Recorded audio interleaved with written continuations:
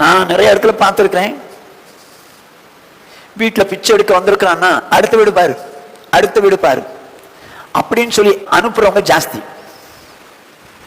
ஆனால் வேதம் என்ன விரும்புது? இது ஒரு பலி, இது ஆவிக்குரிய பலி.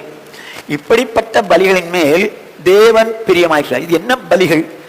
நன்மை செய்ய வேண்டுமா, தான தர்மம் பண்ணவும் மறக்க கூடாதாம். இது தேவன் பார்வையில பலி என்று இருக்கு. இப்படிப்பட்ட பலிகள் என்று ஆண்டவருடைய வார்த்தை சொல்லுது.